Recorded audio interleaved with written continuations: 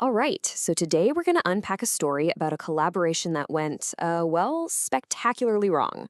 This is a tale of a creative project that turned into a real duel of minds.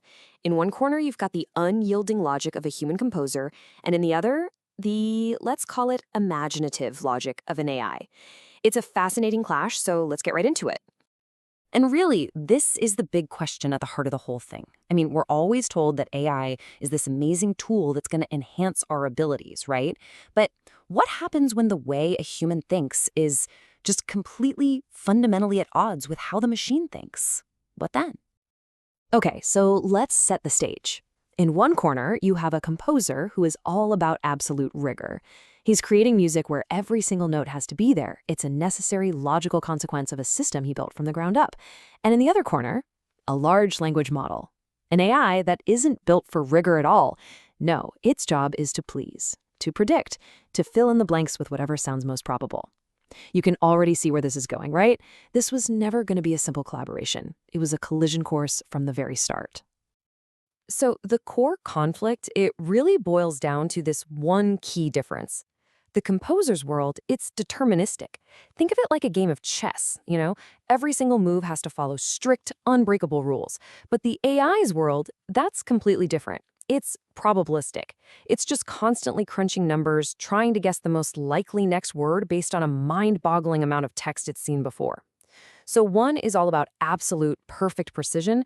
The other, it just wants to give you an answer that sounds good enough. The composer even has a name for his philosophy: minimum logical intuition, or MLI. And this is not about waiting for some random bolt of inspiration. Nope. His entire world is built inside a program called Pure Data. It's a system where creativity doesn't come from feelings. It comes from the pure beauty of a logical, precise, and totally unyielding algorithm. There is zero room for guesswork. None. And this is where it all starts to go wrong. The whole collaboration begins to unravel at the very first point of contact with reality. It happens the moment the composer gives the AI just one little piece of concrete data to analyze. He actually calls this moment the original sin. So, what was this piece of data? Well, the composer gives the AI just one single hard fact. He says, look, my music video has over 400,000 impressions on YouTube, but the average audience retention is just 46 seconds. And he asks a simple question: how can I make this better? And the AI, of course, just jumps right in. It sounds super confident, super helpful. It immediately says something like, okay, to improve retention, let's analyze the drop-off at the 45-second mark, and then there's that dip around 1 minute and 30 seconds.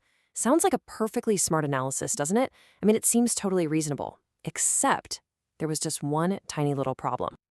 This is where the composer asks the one simple question that blows the whole thing wide open. He just asks, how do you know these times if you don't have access to the video? See, the AI had the number, 46 seconds, but it had never ever seen the video. So how in the world could it know about some dip at the 130 mark? This is that critical moment where the human goes from being a user to being an investigator. And the AI's response? It basically revealed its true nature. It confessed. It admitted it didn't have the data, so it just did what it's designed to do. It filled the vacuum. It hallucinated, just making stuff up. By projecting a totally generic, standard video structure onto a piece of art it knew absolutely nothing about. Now, for the AI, this is just being helpful. But for a composer whose entire universe is built on precision, this was more than a mistake. It was an offense. Now, you would think the misunderstanding would stop right there, right? Oh no, it was just getting started. The whole thing escalates from a simple data error to a complete and total conceptual breakdown. And the composer has the perfect name for this next chapter: the puppy delusion. So the composer decides to try again. This time he explains the very heart of his musical system. And it's this really beautiful, complex polyrhythmic engine. He's got 3 different rhythmic chains: a 3/8, a 5/12, and a 5/7. These patterns are all layered on top of each other, and then this special logical object called combine, it takes their interactions and uses that to generate the actual melody. We're talking pure mathematical music here. And what was the AI's response to all this? After being handed this beautiful, intricate, logical system for generating sound, it suggests a puppy.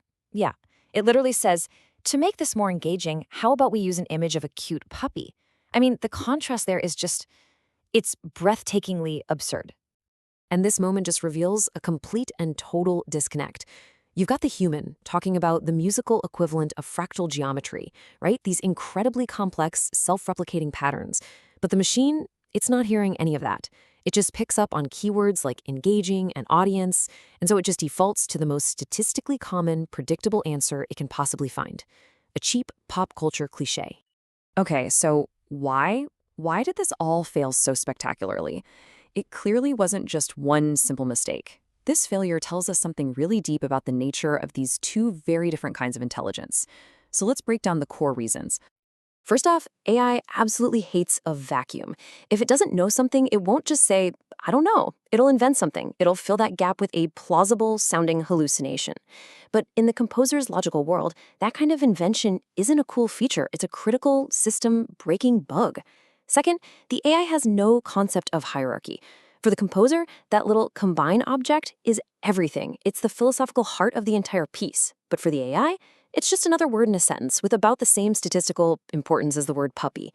And finally, there's what the composer calls toxic proactivity. The AI kept trying to take charge and lead the strategy, but it never ever understood the project's most basic foundations. But here's the final and maybe most interesting twist in the whole story. It turns out this isn't really a story about failure at all. It's actually a story about discovery. See, the AI was a terrible collaborator, just awful.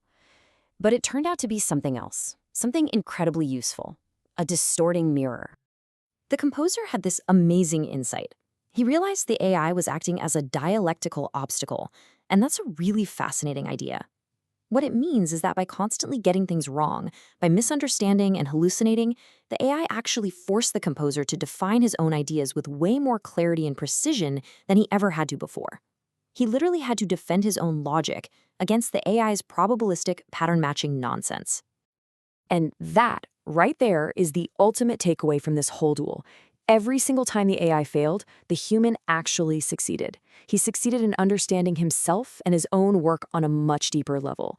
The AI's flaws became a kind of instrument, not for making music, but for sharpening the mind of the musician himself. So I want to leave you with this final thought. We're all interacting with these AI systems more and more every day. And it's easy to get frustrated when they get things wrong, when they just make stuff up. But what if we're looking at it all backwards? What if their failures, their total inability to grasp our logic, our context, our meaning, are actually their most valuable feature? What if they're holding up a mirror, forcing us to finally define, with real clarity, what makes our own intelligence, well, human?